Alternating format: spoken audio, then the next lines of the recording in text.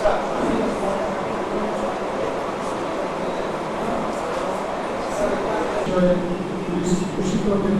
সম্মত প্রশিক্ষণ কর্মসূচি বর্গীয় অনুষ্ঠানের সম্মানিত প্রধান অতিথি প্রিন্সিপাল সেক্রেটারি জনাব মুখলেসুর রহমান এবং আয়োজক সংস্থার কর্মকর্তা আসসালামু আলাইকুম।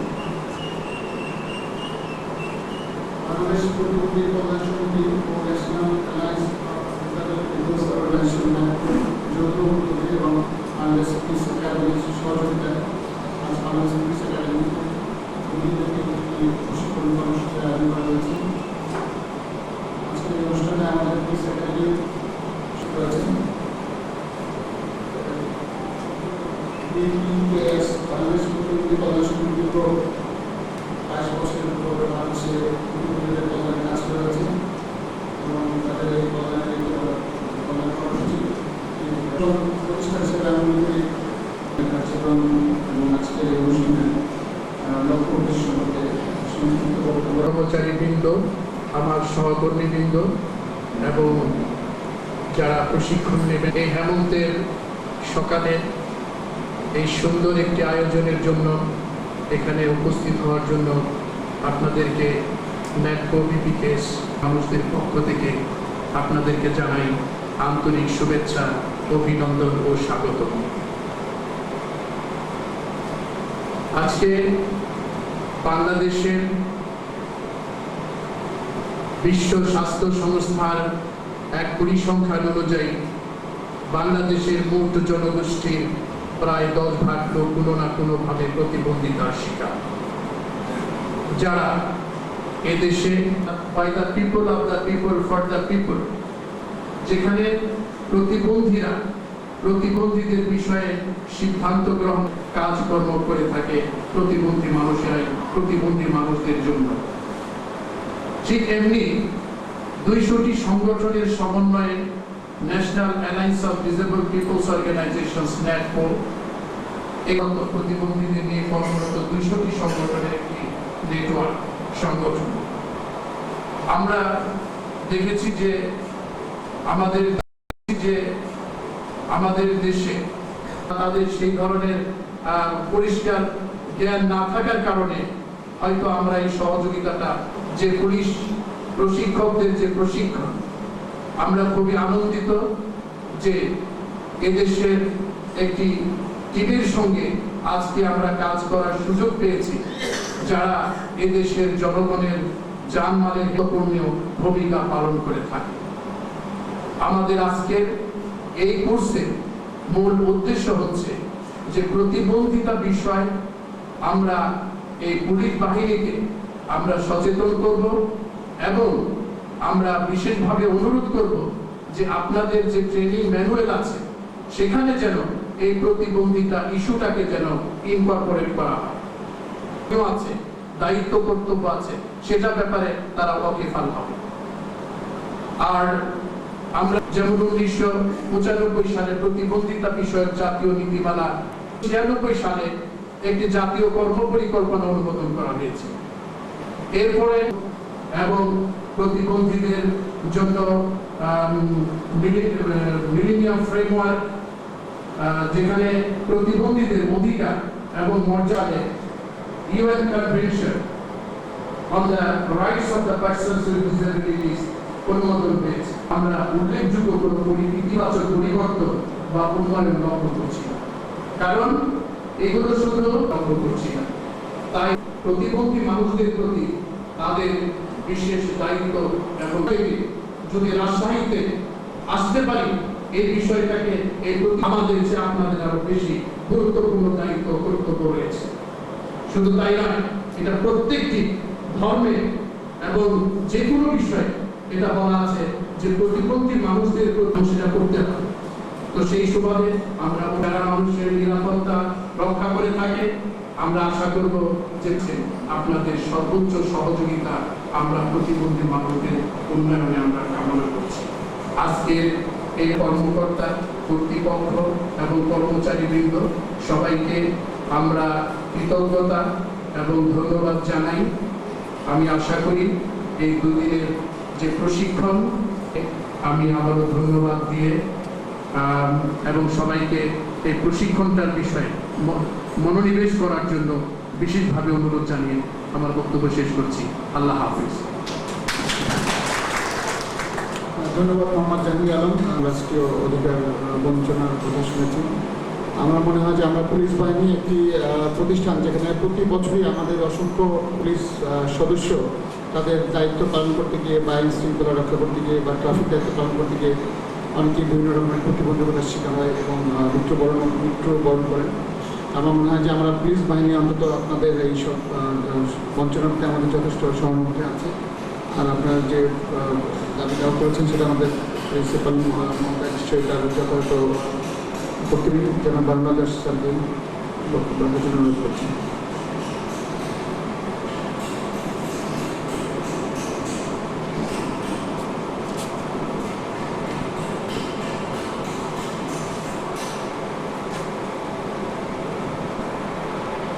বাংলাদেশ প্রতিবন্ধী কল্যাণ সমিতি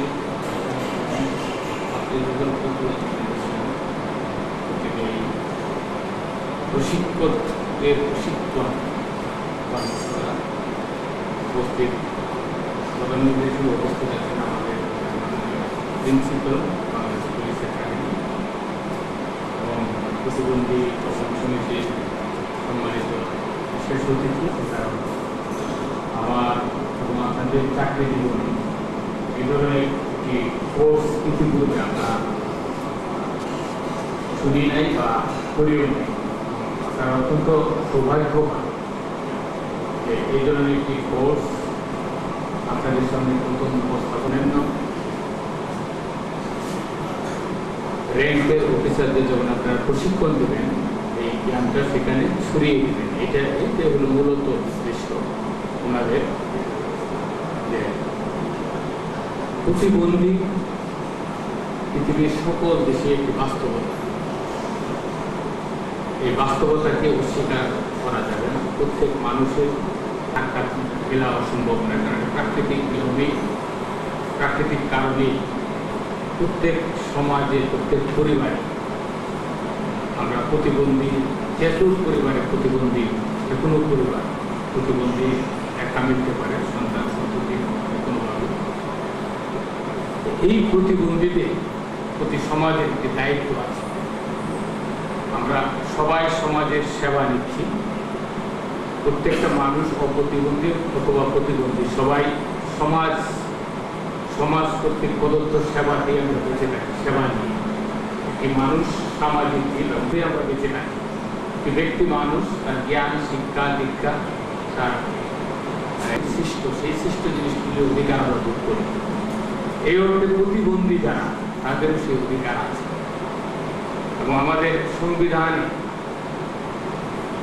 fundamental principal of the state যেখানে আছে, সেখানে স্পষ্টভাবে বলা আছে যে রাষ্ট্র ডিজেবল এবং বয়স্কদের প্রতি বিশেষ নজর। ফান্ডামেন্টাল রাইটস এখনো হয়নি, কিন্তু প্রিন্সিপাল হিসেবে ডিক্লেয়ার করা আছে।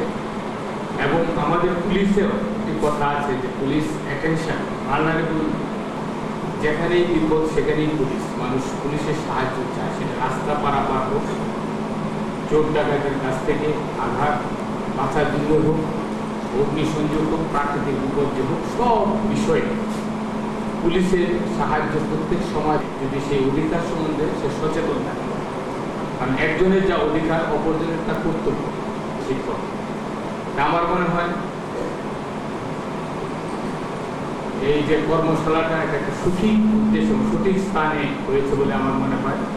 পুলিশ বাহিনীর যারা অফিসার আছেন, যারা সদস্য আছেন, তাদের কাছে যত এই বিষয়টা ব্যাপ্তি লাভ করবে, এই জ্ঞানটা যত ব্যাপ্তি লাভ করবে যে আমরা অনেক বিষয় অসচেতন, অনেক বিষয় আমরা যতটুকু জানার ততটুকু জানি না বলে আমরা ওই বিষয়গুলিতে নজর দিই, আমরা এটাকে অবহেলা করি। এবং একটা কথা বলা হয়ে থাকে যে আসল বিষয়টা যদি সে মনোযোগী হবে এবং তার দায়িত্ব সম্পর্কে সে সচেতন হবে। আমরা সবাই জানি যে প্রতিবন্ধীরা সমাজে কি অসুবিধার ভিতর থাকে। তারা একেবারে ছোটবেলা থেকে, তার জন্মলগ্ন থেকে নানা বৈষম্যের শিকার হন, এটা স্বীকার করা উপায় না। এবং আমরা যারা অপ্রতিবন্ধী, তাদের অসচেতনতার কারণে, বিষয়টা গভীরভাবে চিন্তা ভাবনার কারণে আমরা যে মানবিক দৃষ্টিভঙ্গিতে তাদের দেখা উচিত, তাদের যে অধিকার আছে সেই অধিকারটা আমরা স্বীকৃতি দিয়ে এবং উন্নত বিশ্বে যেরকম ভালো চাকরি, চলাফেরা, অর্থনৈতিক কর্মকাণ্ডে অংশগ্রহণ, সামাজিক কর্মকাণ্ডে অংশগ্রহণ সব জায়গাতে যাতে এবং সেই অধিকারগুলি যাতে নিশ্চিত হয়, সেটা পুলিশ বাহিনীর সহায়তা পেলে এই অধিকারগুলি নিশ্চিত হবে। সমাজে সেই অধিকারগুলিকে ধীরে ধীরে গ্রহণ করতে আমাদের একটি আশু কর্তব্য আছে। প্রতিবন্ধী প্রাকৃতিক বিপর্যয়গুলো মানব সৃষ্টি করছে, সেখানে কিন্তু প্রতিবন্ধীদের আগে সরিয়ে নেওয়ার একটি বিধান সমস্ত পৃথিবীর পুলিশ বাহিনী, আমাদের পুলিশ বাহিনীতে বলা আছে যে শিশু, নারী, প্রতিবন্ধী সাহেব ব্যবস্থাটা উদ্যোগটা নিয়েছে, উদ্যোগ অবশ্যই প্রশংসনীয় এবং আমাদের আমাকে বলেছে যে আপনি এটা যথাযথ ব্যবস্থা নেন এবং এটা আমাদের জানা প্রয়োজন, এটা আমাদের জানা প্রয়োজন। আমরা যেখানেই যাই সব জায়গায় দেখি পুলিশ বাহিনী ওই সঙ্গে আমি আশা করবো যারা এখানে প্রশিক্ষক আছেন আমাদের সবাই অত্যন্ত মনোযোগ দিয়ে এই বিষয়টা করার চেষ্টা করবেন এবং বিষয়টা বোঝার চেষ্টা করবেন। আপনারা ভালোভাবে বুঝতে পারলেই আপনি আরেকজনকে জানাতে পারবেন, আরেকজনকে করতে পারবেন। আমি আবারও এই কর্মশালা সাফল্য কামনা করি। ধন্যবাদ সবাই।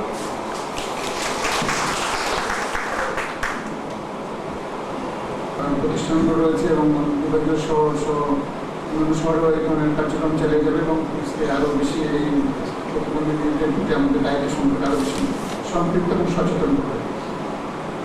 এবারে আমি মূল্যবান বক্তব্য এবং আজকের এই প্রশিক্ষণ কর্মসূচির শুভ উদ্বোধন ঘোষণা করার জন্য আজকের অনুষ্ঠানের সম্মানিত প্রধান অতিথি প্রিন্সিপাল বাংলাদেশ পুলিশ একাডেমি জনাব মুখলিসুর রহমান স্যারকে বিনীত অনুরোধ করছি। জনাব মুখলিসুর রহমান, প্রিন্সিপাল বাংলাদেশ।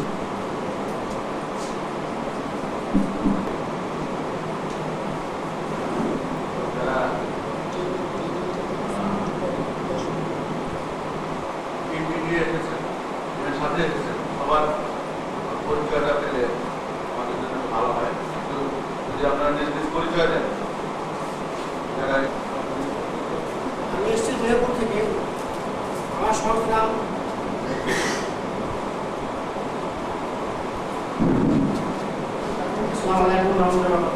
আমি আয়োজনই বললাম। আমি এসেছি মেহেরপুর থেকে। মেহেরপুর আমার সংস্থার নাম হচ্ছে central planet and disability SPD. আমি সেই সংস্থার প্রতিষ্ঠাতা নির্বাহী পরিচালক। আর national alliance of disable peoples organization এই ন্যাটবোর্ড আমি কর্মসূচি। আমি ইফতেখার হোসেন সোহেল, আমি SCSD society of disabled people sports and cultural organisation general secretary, national alliance of disabled people অর্গানাইজেশনের আমি এক্সিকিউটিভ মেম্বার এসেছি। এছাড়া আমার আরেকটা পরিচয় হল বাংলাদেশ টেলিভিশনের সঙ্গীত পরিচালক প্লাস অন্যান্য সমস্ত চ্যানেলের সঙ্গীত পরিচালক এবং কিবোর্ড প্লেয়ার। ধন্যবাদ। আমার নাম আশাপূর্ণা মিষ্টি। আমি বাংলাদেশ প্রতিবন্ধী কল্যাণ সমিতিতে প্রতিবন্ধী নারীদের উন্নয়নের জন্য কাজ করছি। মূলত বাংলাদেশের বিভিন্ন এলাকায় প্রতিবন্ধী নারীদেরকে নির্যাতিত হতে দেখে এবং পুলিশ প্রশাসনের ওতপ্রোত সংশ্লিষ্টতা দেখে আমার মাথায় এসেছিল যে আমাদের আসলে পুলিশের সাথে একটু এই বিষয়টা নিয়ে কনসাল্ট করা দরকার, যাতে প্রতিবন্ধী নারীরা নির্যাতনের হাত থেকে অ্যাটলিস্ট রক্ষা পায়। ধন্যবাদ। ডেপুটি কোঅর্ডিনেটর, বাংলাদেশ প্রতিবন্ধী কল্যাণ সমিতি। আমি ডকুমেন্ট পাবলিকেশন সেকশনে কাজ করি। প্রতিবন্ধী কল্যাণ সমিতিতে কর্মরত আছি। আমার মূল দায়িত্ব হচ্ছে দৃষ্টি প্রতিবন্ধী ব্যক্তিদের তথ্য প্রযুক্তি অর্থাৎ ICT কাজে সম্পৃক্ত করা। কল্যাণ সমিতিতে গেছি এবং আমি ওখানে উপসংহারকারী অ্যাডভোকেসি অফিসার। তো এই ব্যাপারে মোটামুটি প্রতিবন্ধীদের যে কোনো অধিকার বিষয়ে আমি কাজ করি। উত্তরা কমিশন।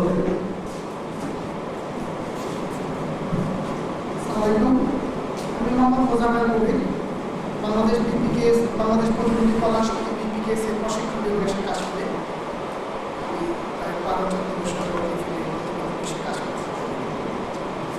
আমার নাম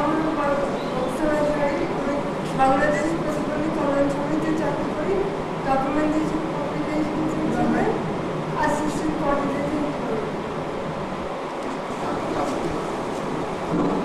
আমি মোহাম্মদ মিলন, পরিচালক, চাঁদপুর ডিপিউডি, আইসি ট্রেনিং টিমের সাথে ফ্যাসিলিটেশন। আর বাংলাদেশ প্রতিবন্ধী কল্যাণ সমিতি এবং অ্যালায়েন্স ডিসেবল পিপল অর্গানাইজেশন দুটো সংগঠনের কর্মকর্তা বিভিন্ন, বিশেষ করে মহাসচিব ন্যাস্ত জাহাঙ্গীর আলম এবং আজকে যারা এখানে এই দুদিনের প্রশিক্ষণ কর্মসূচিতে অংশ নিতে যাচ্ছেন, আমার সহকর্মী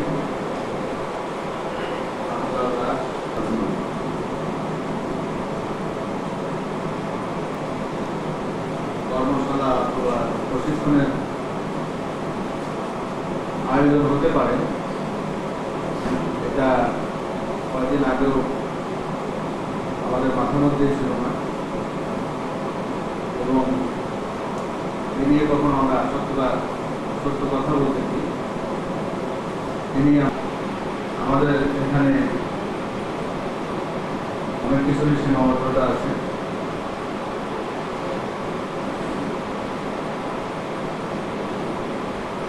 আপনাদেরকে এখানে আমরা থাকার জায়গারও ব্যবস্থা করতে পারি, ব্যবস্থা করা যায়নি এই কারণে যে ধরনের সুযোগ আমাদের নেই। তারপরও আপনারা কষ্ট স্বীকার করে বাইরের থেকে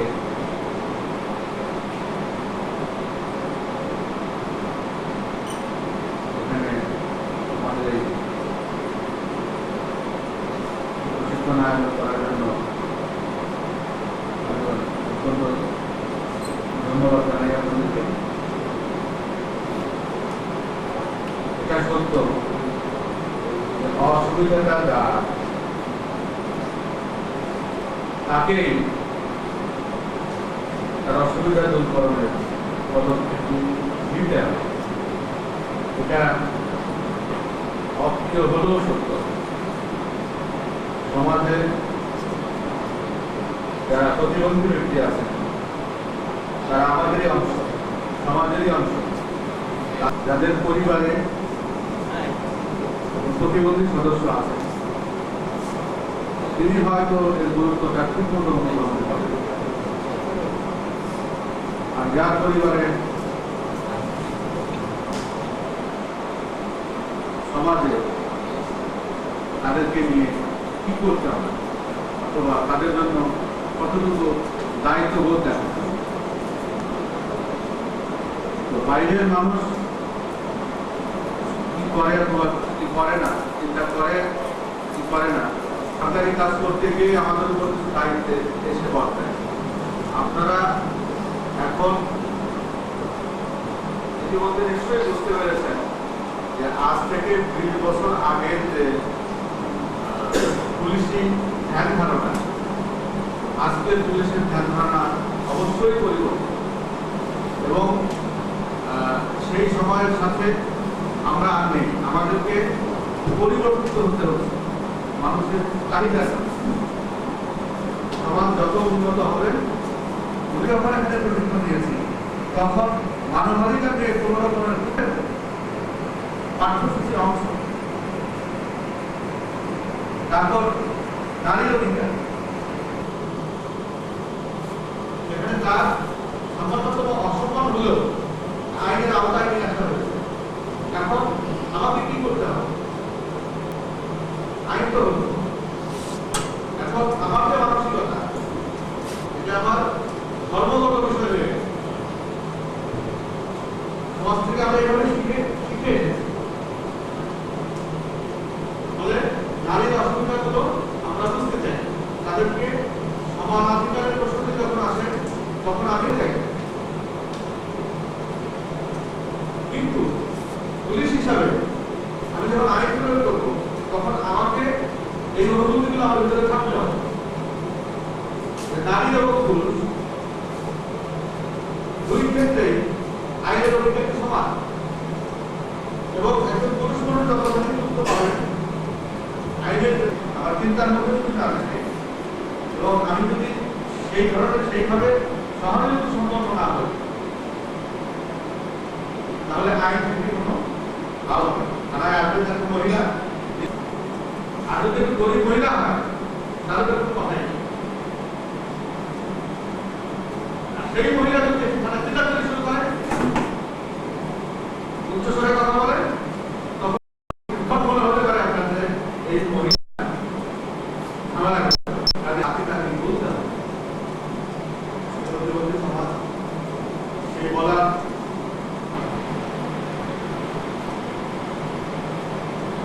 সেটা নানা ধরনের লোক আছে। এখানে দুর্বৃত্ত যেমন আছে, ভালো মানুষ আছে, প্রতিবন্ধী যেমন আছে, সুস্থ মানুষ আছে, স্বাভাবিক মানুষ আছে। তবে একই কথা কি আমি মনে করি যে সৃষ্টি কারো না কারো কোনো না কোনো একটা অসুবিধা আছে। আপনি খেয়াল করে দেখুন, কোনো না কোনো আপনার যখন মনে হয় যে আমার এই জিনিসটা থাকতে হয়, তাকে দেখতে তার হয়তো চিন্তা হবে যে আমার মাথার অধীন, অথবা আমি যদি লেখাপড়া অসুস্থতার দিকে তো এই জন্য নিজেদেরকে একেবারে নিখুঁত তাদের কোনো দোষ, এই কারণে যে আমরা দিনে দিনে অনেক বেশি সমাজ সচেতন হয়ে উঠছে, আমাদের সমাজ সচেতন হয়ে উঠতে হচ্ছে। এখন একটি বিষয় এসেছে জেন্ডার ইস্যু, শুনেছেন? নারী পুরুষের সমান অধিকারের একটি বিষয়, এটা আমাদেরকে এখন আমাদের সিলেবাসে অন্তর্ভুক্ত করতে হচ্ছে।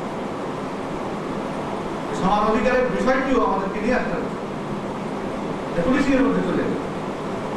যেমন আমাদের আছে পরিবেশ সংরক্ষণ, এটা একটা বড় ইস্যু, আইন হয়েছে এবং সেই আইনটাকে আমাদেরকে জানতে হবে এবং সেই অনুযায়ী ব্যবস্থা নিতে হবে। যেমন নতুন বিষয় এসেছে যে বন্যপ্রাণী প্রাণী সংরক্ষণ, যেমন বিষয় এসেছে আমাদেরকে এখন পারিবারিক বিবাদ মীমাংসা করার দিকে 7 বছর পরে আপনাদেরকে সেই ধরনের পুলিশিং শিখতে হবে, সচেতন হতে হবে এবং আইনও তৈরি হয়ে গেছে এবং সেই অনুযায়ী আইনটা প্রয়োগ করতে হবে। আপনারা যারা বাইরে যান, দেশের বাইরে, তারা সর্বত্র দেখে থাকবেন, সুপার মার্কেটে গেলেন আপনি দেখবেন যে সেই মার্কেটে ঢোকার আগে 2-4টা হুইল চেয়ার রাখা আছে। আপনার হয়তো মনে হতে পারে যে হুইল চেয়ার এখানে হুইল চেয়ার যারা হাঁটতে পারে তাদের জন্য রাখা হয়, যাতে হাঁটতে অসুবিধা আছে তারা যেন এসে ওখানে কোনো অসুবিধায় না হয় সেটা নিশ্চিত করা আছে। তাদের জন্য গাড়ি পার্কিং এর নির্দিষ্ট জায়গা দেওয়া আছে, রং করে দেওয়া হয়েছে যে এই জায়গায় শুধুমাত্র তারাই পার্কিং করতে পারে, অন্য কেউ পারে। চাকরি বাকরির ক্ষেত্রে বিভিন্ন বিষয়ে সেই ধরনের আইন তাদের আছে এবং সেইভাবে তারা প্রতিবন্ধীদেরকে সমাজের মূল স্রোতের সাথে একত্রিত করে নিয়েছে। আমরা এই সমস্ত চিন্তা ভাবনা থেকে আমাদেরকে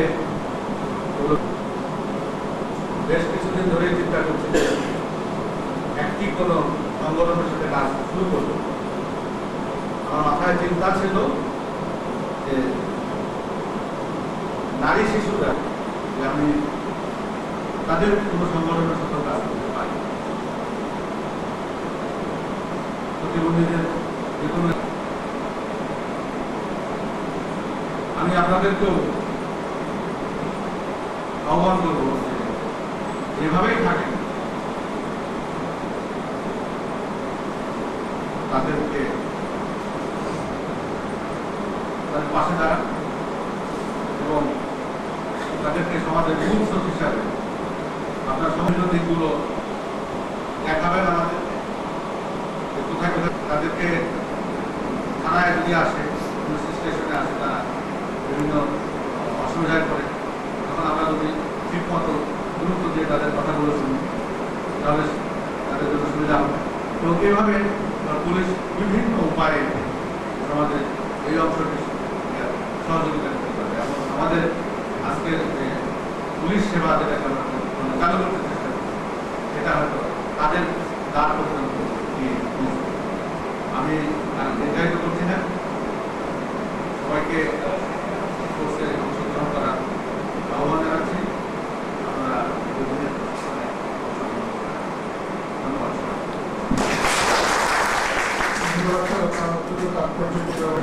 স্যারের দিক নির্দেশনা এবং আগামী 2 দিনের যে তাত্ত্বিক এবং ব্যবহারিক জ্ঞান লাভ করে তার একটা সমন্বয় করে তো পুলিশের যে বলি না, পুলিশের অবসরের পরও আমাদের ব্যক্তিগত আগ্রহ কাজ করলে আমাদের যে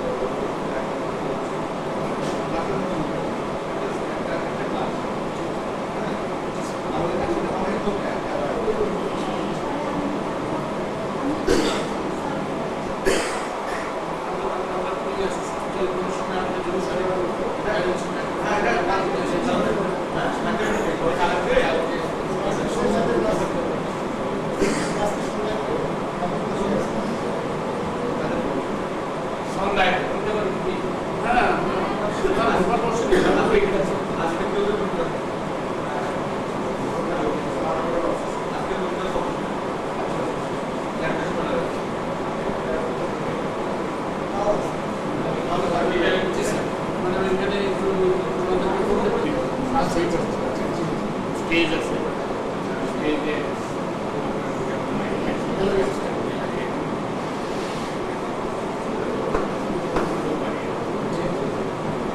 আমরা কাজ কি করবো না সুবিধা কালকে আমরা সন্ধ্যা আজকে করি কালকে কালকে একটা আমরা কালকে পরীক্ষা চলছে, আজকেও আছে, কালকেও আছে, মানে একটা শেষ হবে আপনাদের কালকে কালকে আমরা করতে পেরেছি, কালকে একটা কালকে কেন একটার পরে ওখানে চলে তারপরে শেষ হওয়া মাত্র ওখানে দুইটা আড়াইটার মধ্যে একটা খাওয়া দাওয়া, তাহলে এটা কালকে জি জি সার্টেন সব ইতিহাসে সব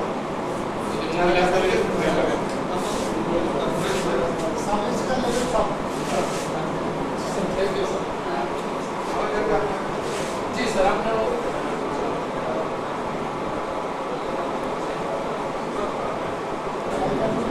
আপনি সময় পান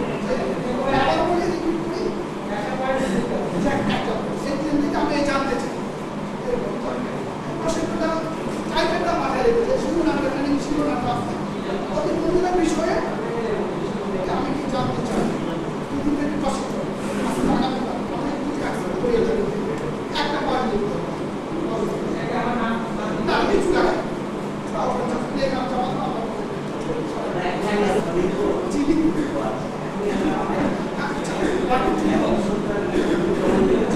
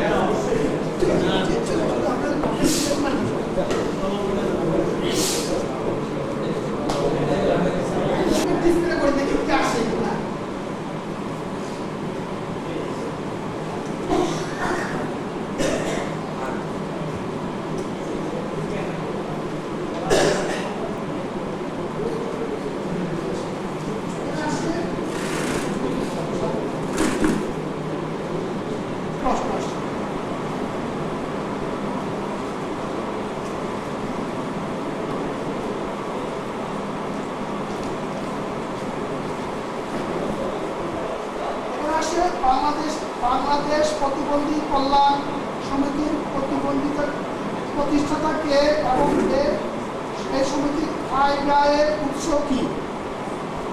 যাই হোক,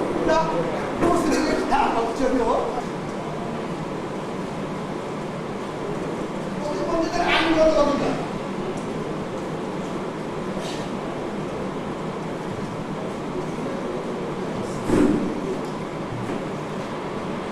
প্রতিবন্ধীদের সারা বিশ্বে সংগঠিত করা ও তাদের অধিকার আদায়ের জন্য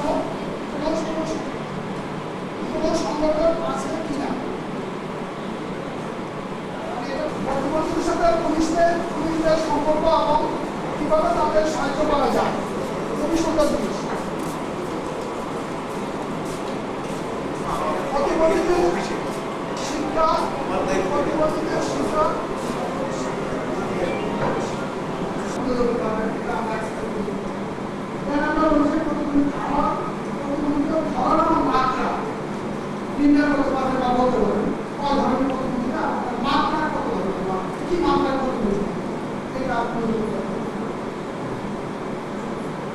প্রতিবন্ধীদের সম্ভাব্য সমস্যা, প্রতিবন্ধীদের সম্ভাব্য সমস্যা, বাধা এবং কাজের করণীয়, এই জিনিসগুলো চলতে হবে। আজকে আমরা যেটা বলছি এখানে যে প্রতিবন্ধীদের পুলিশ প্রশাসনের করণীয়, এই 6টা অবজেক্টিভ আমার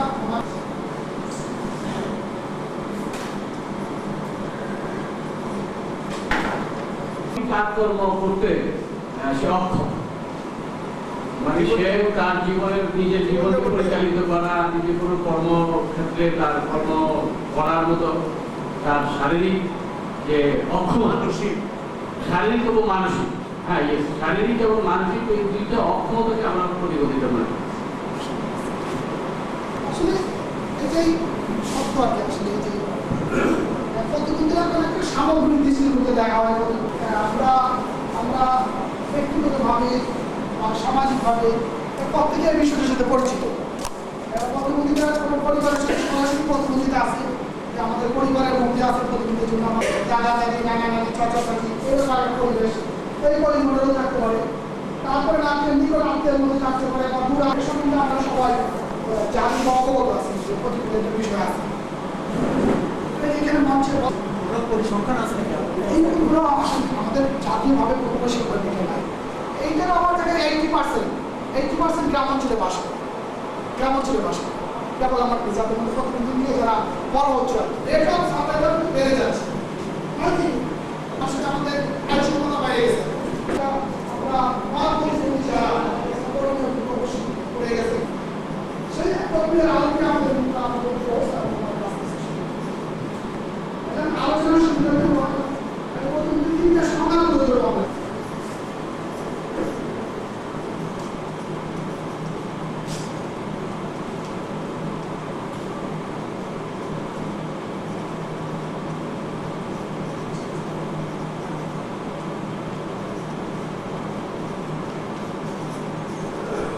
অপমানিত হয়ে বা দুর্ঘটনা কবলিত হয়ে বা লস হয়ে যাবে, এটা বলা আছে।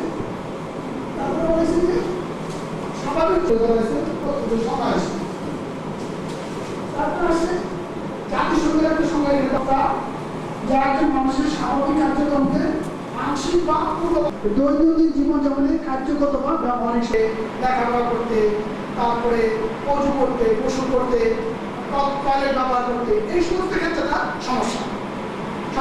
এটা বলা হয়েছে যে দৈনন্দিন সমাধান করতে পারে যে সমবয়সী এবং সমবয়সী। একটা বাচ্চা যদি 8 বছর একটা বাচ্চা সংস্থানের চাহিদার প্রত্যাশা কমে যায়, এখানে বলা হয়েছে না এই বলছে তা শারীরিক মানসিক তিনটা সমানভাবে আসে। এটা পড়ে দেওয়া আমাদের জন্য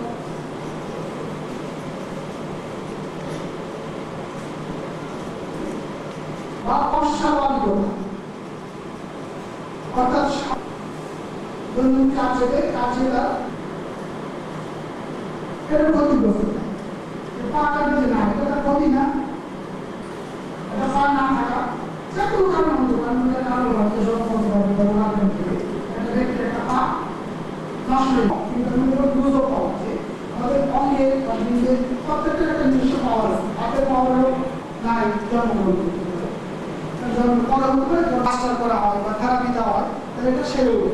তাই যে বলছি যেটা এটা আর যদি উনি মাস্টার কি পাস করছে, আমরা নর্মালি যে কারিগরের মাস্টার পারছেন উনি ওই কারিগর মানে অনেক কি বলে বাধা বিপত্তি পার করে আসতেছে এই বছর, ওই যে বাধা বিপত্তি আসতে করে সোশ্যাল আসতে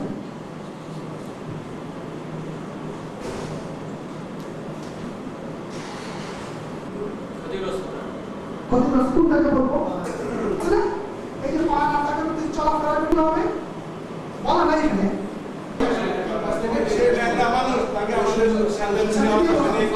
একসাথে কাজ করতে পারবে না, দেরি হবে না,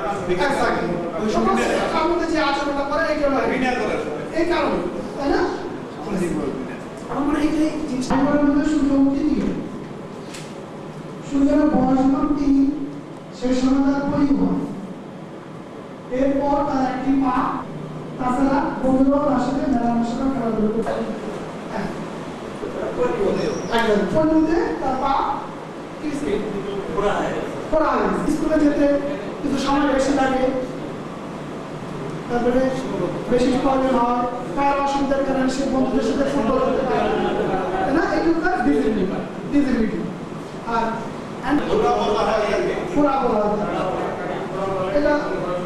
এটা তার আরো অনেক কিছু আসতে পারে।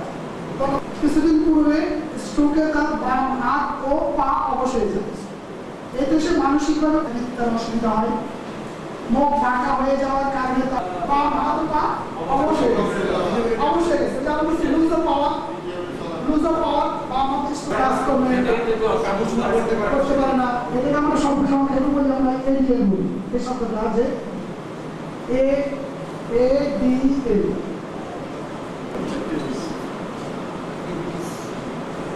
Activities daily review. দৈনন্দিন আমরা যে কাজটা করি সকালবেলা অ্যাক্টিভিটি করা, গোসল করা, এগুলো তার অ্যাক্টিভিটি তার ভিজিবিলিটি, তাই না?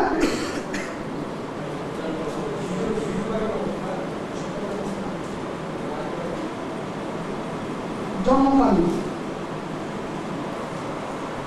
নিউনেটাল বা পোস্টনেটাল বলে ডাক্তারি ভাষায়, আমাদের অবস্থায় বলা হয় জন্মকালীন ইনজেকশন দিতে হবে, ঝুঁকি থাকে বড় সংশোধনযোগ্য সমাধানযোগ্য এটা দিতে হবে, তাহলে ঝুঁকি কম থাকবে। আর নতুন শিশুর পুরো ব্লাড ট্রান্সফিউশন করতে হবে, কীভাবে এইগুলো আরএসি টাইম দিয়ে হয়েছে। আমি ছোট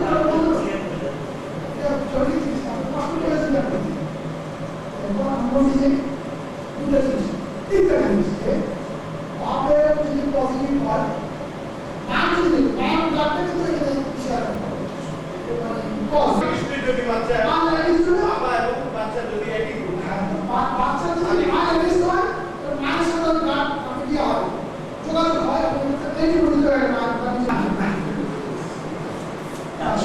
ভূমিষ্ঠ হওয়ার পর সবকিছু ভূমিষ্ঠ হওয়ার পরে আপনাদের বাচ্চার যে নেগেটিভ না পজিটিভ ব্লাড না জানি আমি এই ইনজেকশন পাই তখন হবে কি ও মার্ক রাখতে হবে, মার্ক দেখতে হবে। মা যদি নেগেটিভ হয় তাহলে ওই বাচ্চার যে গ্রুপেরই জন্মগ্রহণ করুক না কেন এটা প্রতিরোধযোগ্য, প্রতিরোধ হবে না। ওই ওই যে দুজনই নেগেটিভ হলে যদি শিশু বাচ্চা যদি পজিটিভ হয়, বাচ্চার সম্পর্কে বাচ্চা এবং মা একটা নিয়ে বুঝতে পারছেন, নেগেটিভ হলে নেগেটিভ হবে। আমাকে একটু মেডিকেল ফ্যাসিলিটি দেওয়া অসংখ্য আছে, পজিটিভ হলে এটা মেডিকেল ডাক্তার চাষের ফ্যাসিলিটি দিতে পারবে। আর কিছু আমাকে সতর্ক অ্যাজ এ জেন্টলম্যান হিসেবে আমাকে সচেতন থাকা, না আমি কথা বলতে যাচ্ছি না, এটা তো পসিবিলিটি আছে।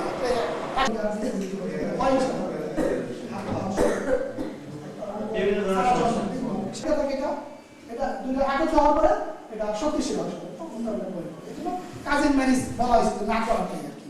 কত শখ করে করে, আর বিশেষ করে সবাই বলে ভাইয়ের সাথে আর বিয়ে করা যাবে বেশি দাদের দাদি এটা পাওয়া যায় না। আমাদের জেনারেশনে দুই পুরুষ তিন পুরুষ পর্যন্ত জানি, তার আগে তো পারি না করা যায়, এজন্য থাকতে পারে না করাই ভালো হয়। আমরা বলছি এটা না করাই ভালো হয়।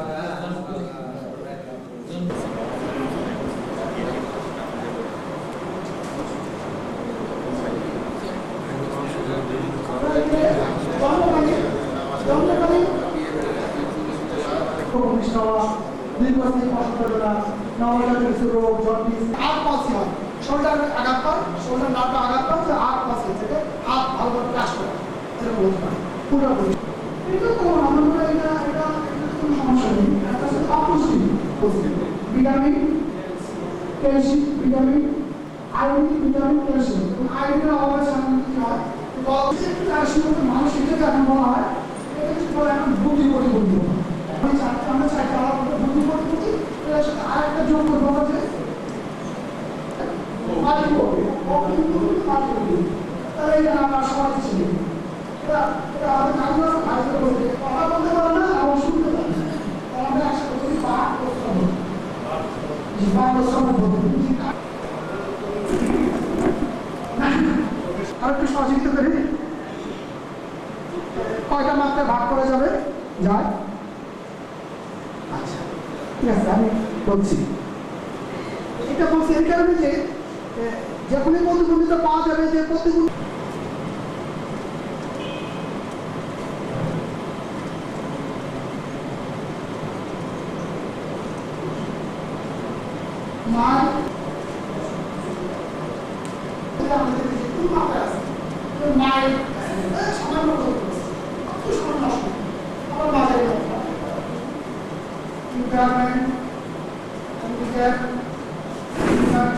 কি আসতে পারে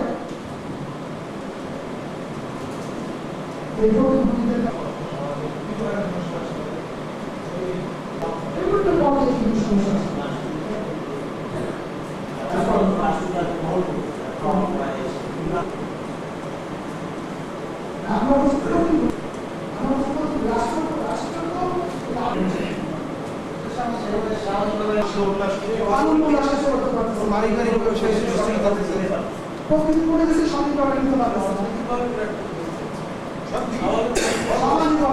এই জিনিসটা আমরা চাচ্ছি না। এই যে সমস্যা, এটার কারণে কিন্তু তারা কিন্তু আমাদের সমস্যা করছে, আমাদের সমাজে বাস করে তারা সমস্যা করতেছে, সমস্যা আবার কিন্তু বাধাও সম্মুখীন হচ্ছে, কিন্তু বাধাও সম্মুখীন, তাই নাকি? বাধা একটা সমস্যা, সমস্যা বাধার মধ্যে কি পার্থক্য হচ্ছে? সমস্যাটা কোনগুলোর ক্ষেত্রে নিজে নিজে এটা সমাধান করা যায়। যেমন ধরেন যে একটা বাচ্চা লেখাপড়া করতে পারে, অন্য বাবা যদি চেষ্টা করে পারতে পারে পারে অন্যের সাহায্যে বা অন্য পদ্ধতি, যেমন ধরেন যে একজন দৃষ্টিপ্রতিবন্ধী স্বাভাবিক স্কুলে না পড়তে পারলে সে লেখাপড়া করতে পারে, একজন ইন্টেলেকচুয়াল ডিসেবিলিটি নর্মাল স্কুলে না পড়তে পারলে বিশেষ স্কুলে লেখাপড়া করতে পারে, যে প্র্যাকটিক্যালি ডাউন সিনড্রোম জন্ম থেকে তাকে আচরণ করে এর মধ্যে তাকে বাধা আসবে। তাহলে তথ্য সরবরাহ প্রক্রিয়া যথাযথ নয়, তথ্য তার কাছে যে তথ্যটা আমরা পৌঁছাবো এটা প্রক্রিয়া সহজ না, আমরা দায়বদ্ধতা ও জবাবদিহিতা, এটা আমরা বলছি রাষ্ট্রীয় পর্যায়ে থেকে বলছি।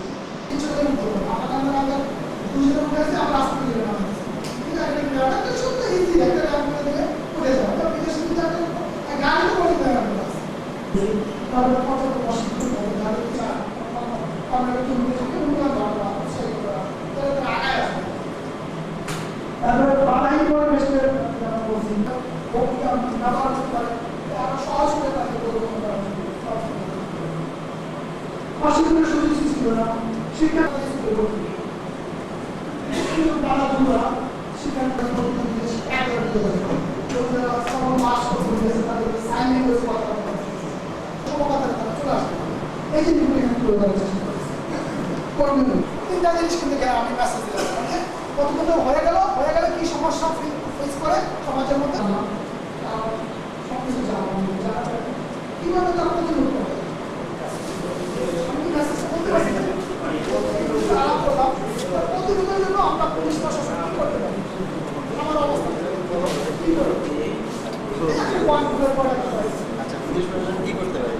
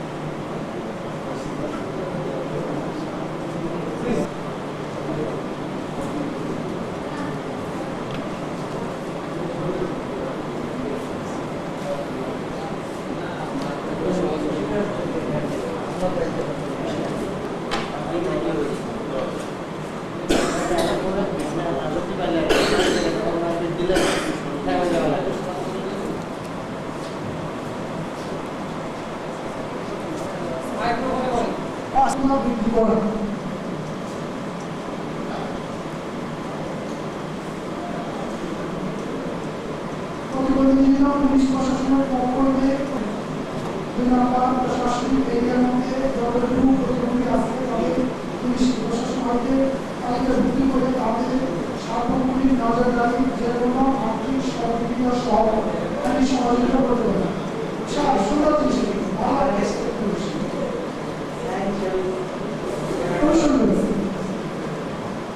প্রতিবন্ধীদের চলাফেরা সাহায্য করতে হবে অবশ্যই।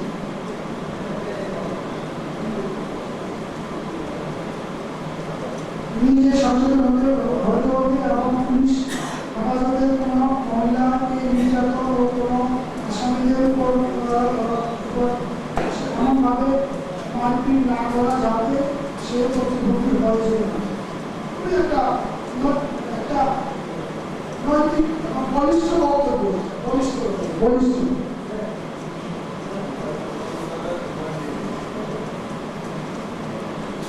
গর্ভবতী নারীদের প্রতি নির্যাতনে আইনগত ব্যবস্থা গ্রহণ করে।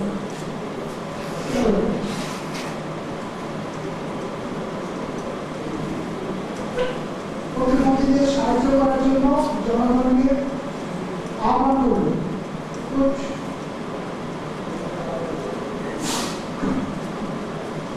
পুলিশ প্রশাসন যেহেতু সমাজের সকল স্তরে কাজ করে, কাজে আমাদের প্রতিবন্ধী শিশু জন্মের পূর্ববর্তী পরবর্তী বিষয়ে সমাজের সকলের সচেতনতা বৃদ্ধি করার কাজ করে।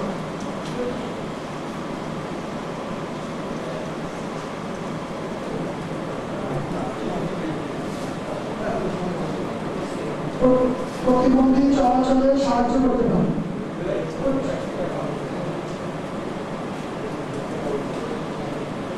প্রতিবন্ধীদেরকে চলার পথে কোনো বিভিন্ন ঘটনার তথ্য তাৎক্ষণিকভাবে সাহায্য করবে।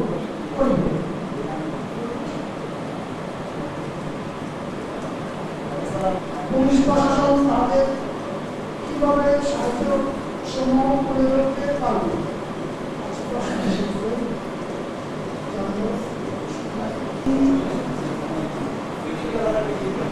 পৃথিবীতে এভাবে কাছে দিতে পারি।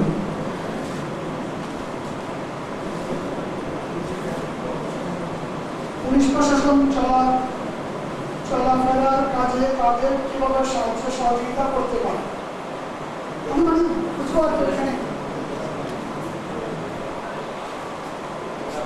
বাংলাদেশ পুলিশ হিসেবে আমরা প্রতিবন্ধীদের আইনগত সাহায্য দিতে পারি এবং এই প্রতিবন্ধীদের আর্থিক সাহায্য করতে পারি।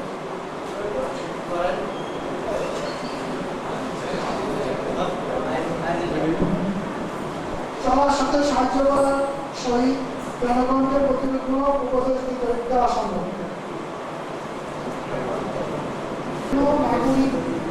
নাগরিক সচেতনতা বৃদ্ধি করা যাইতে পারে।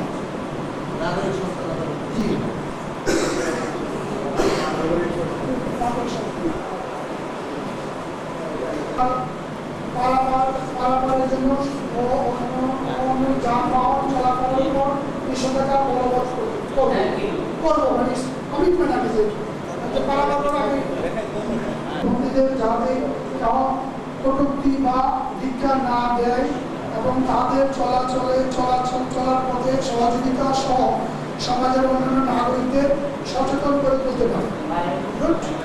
সর্বপ্রথমে নিজের পরিবার ও তার নিজস্ব আত্মীয় স্বজনকে এ ব্যাপারে সচেতন করতে পারে।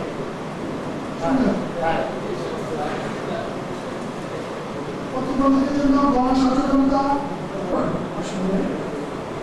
এখানে অনেকগুলি মেসেজ আসছে যেটা আমরাও প্রত্যাশা করছিলাম যে এই ধরনের আসবে। ধন্যবাদ এটার জন্য। আমরা এখানে জাস্ট আমরা একটা মেসেজ লিখে নিয়ে আসলাম, এটা আপনাদের এখানে মতই আছে, একটু দেখে আর কি।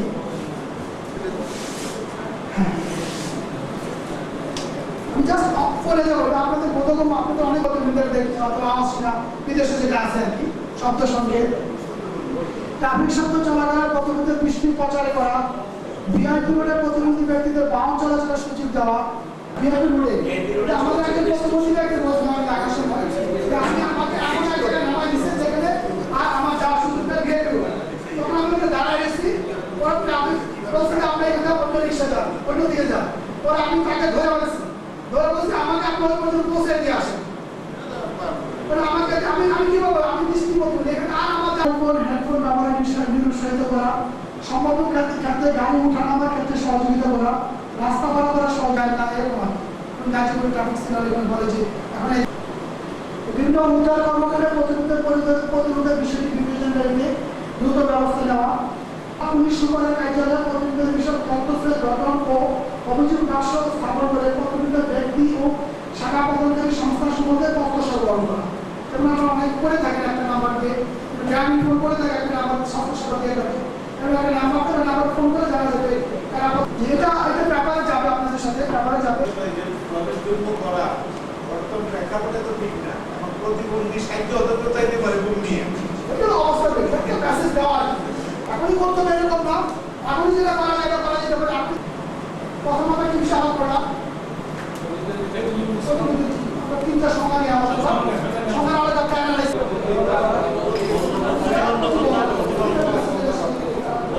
তারপরে আমরা আলাপ করা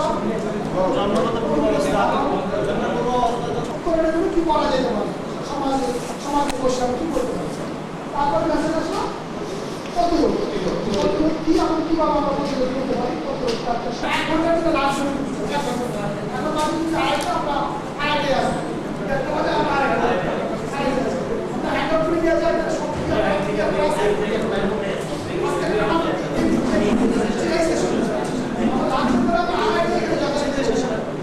সবাইকে ধন্যবাদ।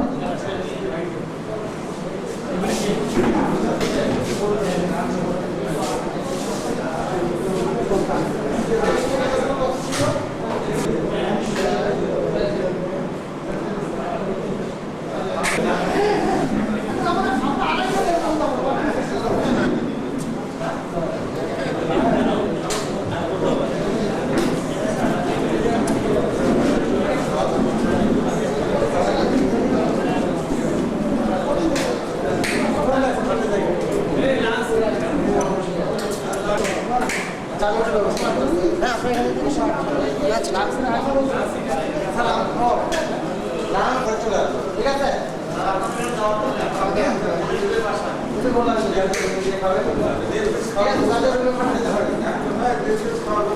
নিজ নিজ ব্যবস্থা লাঞ্চ খাওয়া শুধুমাত্র রিফ্রেশমেন্টের ব্যবস্থা করা আছে দেখুন একটা সিদ্ধ জন্মটা আছে মসজিদ চাহে আমরা সিদ্ধি করা হয় আর মসজিদ চাহে বাচ্চা সিদ্ধি করা হয় বা খুব শক্তিশালী ব্যক্তি তার কোনো নিয়ম নাই সে ইচ্ছা করলে বাচ্চাদের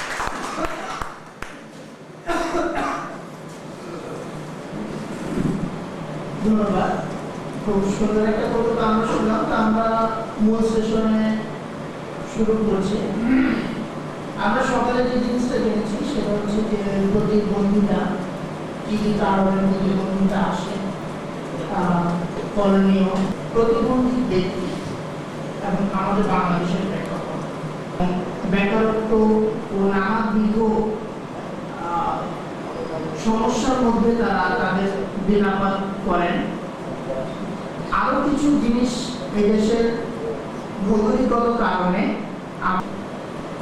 তবুও আমাদের এই বাংলাদেশের নাগরিকগণ এই সমস্ত ঝুঁকি এবং এই সমস্ত প্রাকৃতিক দুর্যোগ আমরা ফেস করে প্রতিনিয়তই আমাদের বেঁচে আছি বিশ্ব স্বাস্থ্য সংস্থা WHO আমরা সকাল থেকে এই পর্যন্ত এই কথাটা অনেক বারই শুনেছি এই কথাটা বারবার বলার একটা কারণ হচ্ছে একটি দেশের সামগ্রিক উন্নয়নের জন্য সব নাগরিকের উন্নয়নের প্রয়োজন সেখানে বাদ দিয়ে কখনো আমরা এগোতে পারবো না WHO এবং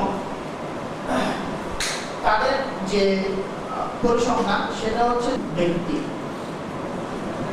আমাদের সংবিধানে মৌলিক মানবিক যে চাহিদাগুলো আছে প্রতিবন্ধী অপ্রতিবন্ধী নারী পুরুষ বৃদ্ধ আবদ্ধ বন্যা সবার জন্য একই সুযোগ বরাদ্দ আছে কিন্তু আমরা বাকি সমাজ থেকে এবং পরবর্তীতে রাষ্ট্রীয় যে সাফল্যে পরবর্তী জীবনে গিয়ে সে তার মেধার স্বাক্ষর রাখতে পারছে ফলে তার স্বপ্নই রয়ে যাচ্ছে অঙ্কুরে বিনষ্ট হয়ে যাচ্ছে তার স্বপ্ন দেখাতে শেখাচ্ছে অধিকার আদায়ে তাদের সাথে তাদের নাম মিলিয়ে একত্রিত ঘোষণা করছে বাংলাদেশ পুলিশ বাহিনী প্রতিবন্ধী ব্যক্তিদের পাশে এইরকম অনেক কর্মকাণ্ডে অংশগ্রহণ করতে পারেন তাদের সহযোগিতা হাত আরো বৃদ্ধি করে প্রতিবন্ধিতার উপর আমরা ওএসটির মাধ্যমে আরেকটু পরিষ্কার ধারণা নিব যে প্রতিবন্ধী ব্যক্তি কারা যেহেতু আমাদের প্রতিবন্ধী কারা আরেকটি বিষয় থেকে পুলিশ প্রশাসনের করণীয় দৃষ্টিভঙ্গিগত ও পরিবেশগত প্রতিবন্ধকতার মধ্যকার আন্তঃসম্পর্কের পরিণতি যা তাদের প্রশিত প্রতিবন্ধী ব্যক্তিদের অধিকারে এর বর্ণনা অনুযায়ী প্রতিবন্ধী ব্যক্তি বলতে এবং এর ফলে শারীরিক বা মানসিক অপূর্ণ অবস্থার শিকার ধন্যবাদ আপনাদের ধারণা অত্যন্ত পরিষ্কার হ্যাঁ তিনি প্রতিবন্ধী না তিনি সাময়িক একটা অবস্থার শিকার প্লাস্টার খুলে ফেললে এবং তিনি যখন আবার স্বাভাবিক কাজে ফিরে আসতে পারবেন তখন তিনি আর প্রতিবন্ধী যিনি চলতে দেখেন না কোনো প্রতিবন্ধী ব্যক্তিদের বাংলাদেশের বিভিন্ন প্রেক্ষাপটে আমরা দেখি এবং আমাদের দেশের প্রেক্ষাপটে সরকারি বা বেসরকারি দাবির আকারে এখনো আসে বাংলাদেশ আমার জানা মতে প্রতিবন্ধিতা এই ধারণাটি এদের মৌল মানবিক চাহিদাগুলো পূরণের লক্ষ্যে এটা একক কোনো প্রচেষ্টা না ব্যক্তিগত সামাজিক সকল ধর্ম বর্ণ জাতি পেশা সমস্ত ব্যক্তি এবং বাংলাদেশের সমস্ত পেশাজীবী বুদ্ধিজীবী সকলের সমন্বিত প্রয়াসে প্রতিবন্ধিতার বিষয়টি তাদের দুঃখ লাঘব করা যায় শিক্ষা প্রশিক্ষণ ও পুনর্বাসনের মাধ্যমে এই বিষয়টি আমরা একটা পর্যায়ে নিয়ে আসতে পারি বাংলাদেশের প্রেক্ষাপটে প্রতিবন্ধী ব্যক্তিদের অভাব বিষয়টি আরো একটা চিন্তার বিষয় হয়ে দাঁড়ায় এই বিষয়টি নিয়ে আপনাদের সামনে আসছেন WWD Women with Disability coordinator Ashraful Ahmed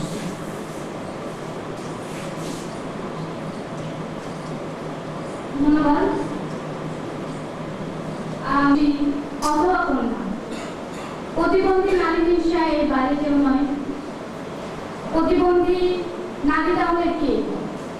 প্রতিবন্ধী নারীর মতোই একজন, কিন্তু আমরা আমাদের পূর্ববর্তী সেশনগুলোতে যেটা জেনেছি বিভিন্ন সীমাবদ্ধতার কারণে তারাই হচ্ছেন প্রতিবন্ধী নারী। আমি সবাইকে একটু মনোযোগী করার জন্য আপনারা নারীকে কিভাবে দেখেন, তার মানে আমি একজন নারী, আমাকে আপনারা কিভাবে দেখছেন? আমি কি আসলেই নারী, নাকি প্রতিবন্ধিতার কারণে আমি আমার নারী হওয়ার ক্ষমতা হারিয়েছি? কেউ কি বলবেন? সহযোগী বলবেন কেউ? না, নারী তো অবশ্যই সাধারণত সকল পুরুষ সেটা করবে না। মা যদি মা হিসেবে দেখেন, মা হিসেবে দেখলে তার প্রতি সহানুভূতি থাকবে, ওর হিসাবে সহানুভূতি থাকবে। আপনি শ্রদ্ধা এবং সহানুভূতি দুইটাই। মেয়ে হলে স্নেহ এবং সহানুভূতি থাকবে। স্নেহের পাশাপাশি একটু ছোট মানুষ হবে, নাকি এখানে আপনার দৃষ্টিভঙ্গি কিছুটা না, বাপ তো আমরা চাইবে একজনের কাছ থেকে মানে ভাতের একটা হাঁড়ি চাল দেখলে তো বোঝা যায় যে ভাতের বিষয় আসতে পারে। যে মেয়েটাকে আলাদা কি করতে হবে, একজনের কাছ থেকে নিয়ে তারপর আমি কারণ অন্য মেয়ে স্কুলে যেতে পারবে না। তাকে সক্ষম করার জন্য যা যা করবে বাপ হিসাবে সেটা অবশ্যই প্রসেস হবে। মেয়েকে আমার কোনো মেয়ের পাশাপাশি স্কুলে পাঠাবো। হ্যাঁ, তাকে স্কুলে পাঠাতে হবে, নতুন মেয়েদের প্যারালালি তাকে ব্যবস্থা যে যা যা দেওয়া এই বিয়ের পর যদি মেয়ের বিয়ের ব্যাপারেও আমি চেষ্টা করবো যে ওই মেয়েকে বিয়ে দিতে যেসব আমার যতটা অর্থ খরচ হবে না বা অন্য এর থেকে আমার খুব বেশি কিছু দিয়ে হলো আমি চেষ্টা করবো। আপনার এটা তো ব্যক্তি এটা ডিফারেন্স কেস। না কোনো ক্ষেত্রে হয়তো হতে পারে কোনো পুরুষ সে মনে করবে যে হ্যাঁ তার পক্ষে ছিল, সুতরাং আমি তার প্রতি সেভাবেই না। আবার অন্য কেউ হয়তো সেকেন্ড ম্যারেজ করে সে তার সুখকে অনুভব করতে। ধন্যবাদ আপনাকে। এখানে একটু আমি আসছি, আমরা প্রতিবন্ধী নারীদের সম্পর্কে নিয়ে পেয়েছি। হ্যাঁ, যে একজন পরিবারে যদি একজন নারী প্রতিবন্ধী হয় তাহলে আসলে তার প্রতি কি ওটা পিতা, ভাই বা বাবার থাকে। আসলে কিন্তু আপনি যেটা বলেছেন এটাই ফ্যাক্ট যে অবস্থা আমাদের পক্ষে আসে না, তখন প্রতিবন্ধী নারীরা খুব বেশি নিগৃহীত হয়। এখানেই আপনাদের সংশ্লিষ্টতা, অর্থাৎ পরিবারে আমরা যতটুকু সুরক্ষিত, সমাজে আমরা তত বেশি সমাজে আইনকে প্রতিষ্ঠা করার দায়িত্ব কাদের? আপনাদের। আপনাদের বলিষ্ঠ পদক্ষেপ, আপনাদের একটি বলিষ্ঠ পদক্ষেপ প্রতিবন্ধী নারীদের জন্য জীবনযাত্রা বাড়ি ফেরার সময় বৃষ্টিতে আমি কিন্তু আমার বলা হয়নি যে আমি কিন্তু জন্ম থেকে প্রতিবন্ধী না। আমি ম্যাট্রিক পাস করার পরে সাজেরপুর থেকে পড়ে প্রতিবন্ধী হয়ে যাই। এর আমি সুস্থ ছিলাম, আমাদের সুস্থ জীবন এবং বৃষ্টিতে কয়েকজন প্রতিবন্ধী লোক, একটা শিশু আর দুজন মধ্যবয়স্ক, খুব গড়ায় ওরা চলছে। বাড়িতে এসে মাকে জিজ্ঞাসা করলাম, মা ওরা কেন বৃষ্টিতে গড়াচ্ছে, কেন ভিড়ে করছে? ব্যক্তিদের জন্য কাজ করতে এসে আমি বুঝতে পেরেছি অসচেতনতা কত একটা কঠিন জিনিস, নির্মম দেখানে। প্রতিবন্ধী নারী হচ্ছে সেই যার একাধিক বাধার অভিজ্ঞতা রয়েছে। ইউরোপ মানে আমাদের বিশ্বের সবচেয়ে উন্নত দেশ, আর বাংলাদেশের প্রেক্ষাপটে আমরা দেখছি প্রতিবন্ধী নারী সেই যার পারিবারিক ও সামাজিক অধিকার ন্যূনতম মাত্রায় থাকলেও বৈষম্য পার্থক্য কোথায়? একটা হচ্ছে শুধুমাত্র বাধার অভিজ্ঞতা। এই বাধাটা বিভিন্ন ক্ষেত্রে হতে পারে, যেমন আমরা কিন্তু আমাদের এখানে যেটা এসেছে পারিবারিক ও সামাজিক অধিকার ন্যূনতম মাত্রায়। পারিবারিক ও সামাজিক অধিকার ন্যূনতম পরিবারের মেয়েকে সে পরিমাণ অধিকার দিতে পারবে? কখনোই না, কখনোই না। এজন্য লেখা হয়েছে সামাজিক অধিকার ন্যূনতম মাত্রায় থাকলেও বৈষম্য ও বাধা অত্যাধিক। বাধাটা এবং বৈষম্যটা আমার ক্ষেত্রে যেমন, মধ্যবিত্ত পরিবারের মেয়ের ক্ষেত্রেও তেমন, নিম্নবিত্ত মেয়ের পরিবারের ক্ষেত্রে নির্যাতন এবং আপনারা জানেন পুলিশের কোথায় ম্যানুয়ালও আছে নারী নির্যাতনের কিছু বিষয় ম্যানুয়াল ইনকর্পোরেট করেছেন, কিন্তু সেখানে কি প্রতিবন্ধী নারীর কথা একটা শব্দ উল্লেখ আছে? নেই, নেই। কিন্তু এটা আপনাদেরকে স্বীকার করতে হবে, নেই। এটাই হবে সেখানে কেন প্রতিবন্ধী নারীদের কথা? নারী পুরুষের অধিকার সমান এবং তারা সমান মাত্রায় সমস্ত অধিকার ভোগ করছে। যে আমাদের অবকাঠামোগত বৈষম্য, আমাদের ট্রান্সপোর্টেশনের বৈষম্য, আমাদের স্কুল কলেজের যে সিস্টেম সেটার বৈষম্য, চাকরির ক্ষেত্রে বৈষম্য এটসেট্রা। সেখানে নারীদের জন্য কোটা বরাদ্দ করা হয়েছে, কিন্তু যখন একটি প্রতিবন্ধী নারী শিক্ষিত হয় সেখানে চাকরির জন্য যাবে সেখানে তার জন্য সুযোগ নেই, কারণ সেখানে প্রতিবন্ধী নারীর কথা উল্লেখ করা হয়নি, যদিও প্রতিবন্ধীদের জন্য কোটা আছে। আচ্ছা, আমরা প্রতিবন্ধী নারীদের নির্যাতনের বিষয়টা দেখতে চাই, যেহেতু নির্যাতন নিয়ে বেশি কথা বলবো, কারণ সেখানে আপনাদের সংশ্লিষ্টতা সবচেয়ে বেশি। আমি যদি একটা কাজ করে আপনারা এখন ধরে নিন আমার সাথে, সেটা হচ্ছে আমি 3টা গ্রুপে ভাগ করে দিয়েছি আপনাদেরকে দিয়ে 3টা কেস স্টাডি আমি লিখেছি, যেটা আমি চাকরি জীবনে আসার পরে কর্মজগতে যোগ দেওয়ার পরে 3টা ঘটনা খুব বেশি হ্যান্ডেল করেছি ওতপ্রোতভাবে জড়িয়ে থেকে। সেই 3টা ঘটনা যদি আপনারা 3টা গ্রুপে ভাগ হয়ে যান এবং আপনারা সেই বিষয়গুলো দেখেন এবং সেখানে চিত্রগুলো দেখে আমার প্রশ্ন আছে, প্রশ্নটার একটা উত্তর দিবেন এবং আপনারা একজন গ্রুপ লিডার ঠিক করবেন যিনি এসে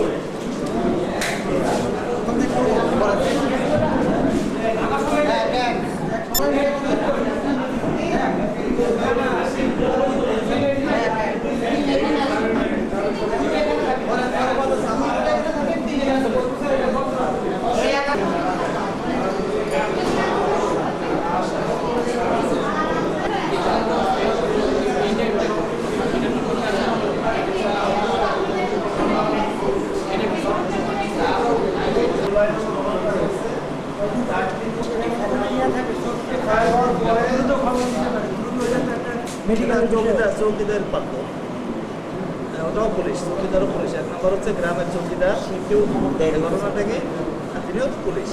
চৌকিদারও তো থানায় খবর দেয়নি এই বিষয়টা।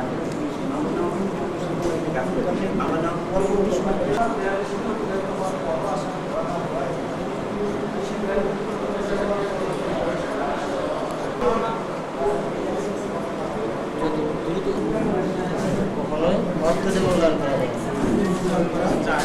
পরিমাপ করা যায়, অর্থ যে পরিমাপ করা যায়, পরিমাপ করা যায়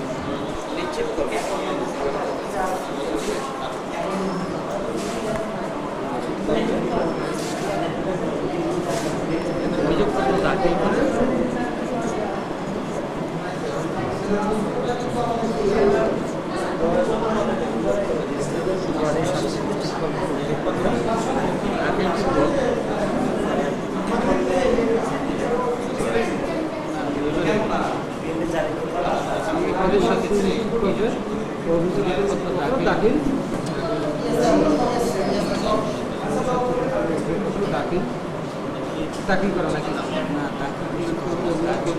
মানে বিচারের সম্মুখীন বিচারের সম্মুখীন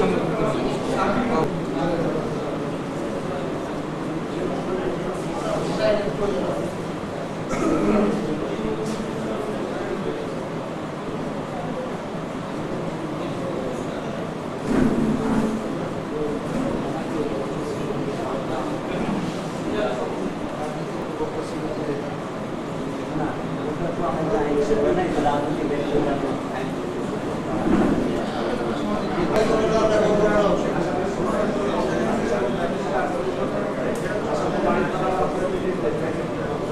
কাগজ আছে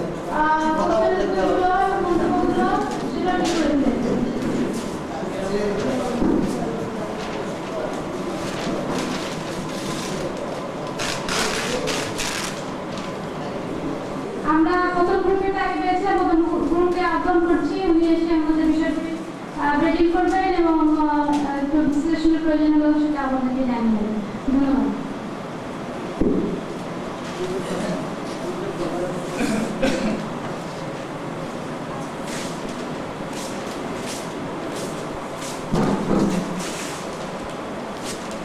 এখানে আমরা যে ঘটনাটা দেখেছি করেছে আমরা যা জেনেছি এখানে জানলাম, প্রথমে যে আমাদের চিন্তা ভাবনা চিরন্তন ভাবনার কথা বলা হয়েছে, দৃষ্টি প্রতিবন্ধী নারীকে দুজন আনসার সদস্য তাকে নির্যাতন করেছে এবং পরবর্তীতে তারা বিচারের জন্য তাকে তারা কেস করে এবং অনেক একটা সামাজিক সংগঠন তাদেরকে হেল্প করার চেষ্টা করে এবং লাস্টলি তারা এটা প্রপার বিচার পায় না। তো এখানে দেখা হচ্ছে যে মূল্যহীন কিনা। অ্যাকচুয়ালি আমার ধরনের কৌশলটা প্রায় সিমিলার, যে ওখানে সম্পর্কের কথা বলা হয়েছে এবং এখানেও বলা হয়েছে যে কখনোই মূল্যহীন হতে পারে না, কারো সম্মানই কখনো মূল্যহীন হতে পারে না, সেটা প্রতিবন্ধী হোক, আইদার সে প্রতিবন্ধী হোক অথবা না হোক। কারণ যে প্রতিবন্ধিতা মানুষের এই ডিসএবিলিটি কখনো কি কোনো বিচার পাওয়ার ক্ষেত্রে কখনো কোনো বাধা হতে পারে কিনা? অফকোর্স না, কখনোই কোনো কারো ডিসএবিলিটি কখনো তার বিচার বিশেষ কোনো আইন করা দরকার নেই। আমরা এখানে যে ঘটনাটা দেখেছি পড়েছি, যেটা দেখলাম এখানে অবশ্যই পেটের কোনো ট্রিটমেন্ট বা পেটের কোনো বিচার পেয়ে করবে না। আর লাস্টলি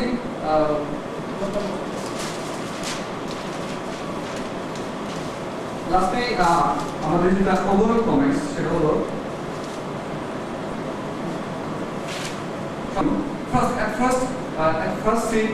ফার্স্ট রিফ্লেক্স যা কিছু করা উচিত ছিল, পুলিশ কিন্তু তার সাধ্য মতো তারা অ্যাপ্লিকেশনের কারণে, বিশেষ কোনো আইনের অভাবের কারণে আমরা সম্পূর্ণ ঘটনা থেকে এই নির্যাতিত নারীটি তার সে যে বিচারটা তার প্রাপ্ত ছিল আর কি, সেটা সে পায়নি।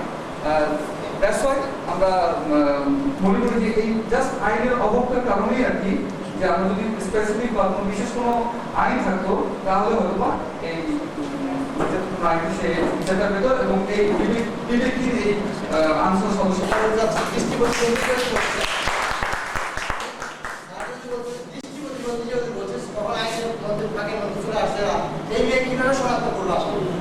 আসামি কিন্তু শনাক্ত করার কোনো সিস্টেম নেই, আমাদের আইন করে এরকম ভাবে বলা নাই যে দৃষ্টি প্রতিবন্ধীর ক্ষেত্রে আমরা কিভাবে তাহলে সেই ক্ষেত্রে আমরা কিভাবে শনাক্ত করি না, শপথ করা সব কিছু করেছে, কিন্তু সর্বশেষ যখন ব্যবস্থা গ্রহণ করতে গেল তখন যা দেখছেন সবাই তখন একটা কথা আপনাদের আইনের আপনাদের কারণে যে কিন্তু দৃষ্টি প্রতিবন্ধী আইনে যে আমাদের একটা বিশেষ আইনের প্রয়োজন আছে। ধন্যবাদ।